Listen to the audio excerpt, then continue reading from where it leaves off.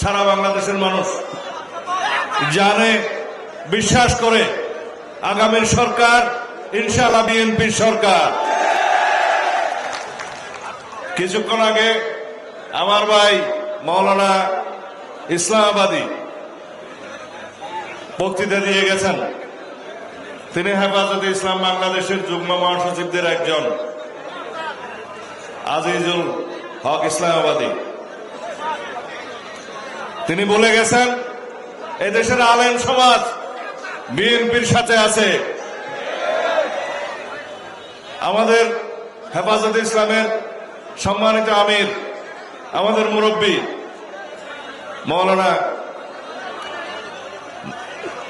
বাবুনগরী, মহিবুল্লাহ বাবুনগরী, এক নামে দেশে বিদেশে পরিচিত, তিনি বলেছেন তিনি মওদুদি ইসলামে বিশ্বাস করেন না।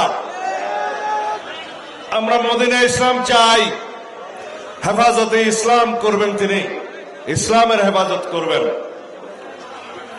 আমি জানি না জামাত ইসলামের সম্মানিত আমির এখানে কি বলে গিয়েছেন।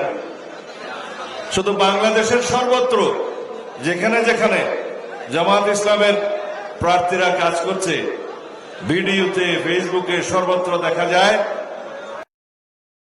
করে। আল্লাহ রাব্বুল আলামিন ফয়সালা করবেন হাশরের ময়দানে শেষ বিচারে, কে জান্নাতে যাবে কে দোজখে যাবে।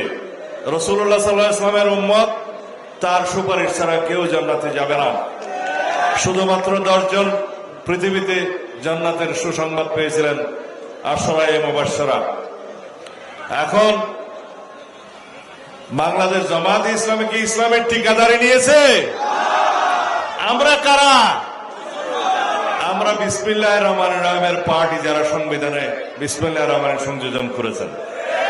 শহীদ রাষ্ট্রপতি জিয়াউর রহমান মহান আল্লাহর উপরে আস্থা এবং বিশ্বাস, পূর্ণ আস্থা এবং বিশ্বাস রাষ্ট্র পরিচালনার মূলনীতি হিসেবে তিনি সংবিধানে ধারণ করেছেন 1979 সালে। আমরা সেই দল। একই সাথে বাংলাদেশের সকল ধর্মের, বর্ণের, জাতের, সংস্কৃতির, ভাষাভাষীর, সকল সমতলের, পাহাড়ের সকল জনগোষ্ঠীকে নিয়ে একটাই পরিচয় দিয়েছিলেন, বাংলাদেশী পরিচয়, তিনি শহীদ রাষ্ট্রপতি জিয়াউর রহমান। আমরা ঐক্যবদ্ধ বাংলাদেশ চাই, ধর্মের ভিত্তিতে আমরা কোনো বিভাজন চাই না। এই দেশে আমাদের একটাই পরিচয়, আমরা বাংলাদেশী। আমরা বাংলাদেশী নাগরিক হিসেবে আমাদের পাসপোর্টে লেখা আছে। সুতরাং যারা সস্তা দামে জান্নাতের বিক্রি করার চেষ্টা করছে, আমার মা বোনদেরকে বিভ্রান্ত করার চেষ্টা করছে, তারা কোনোদিন এদেশে সফল হবে না।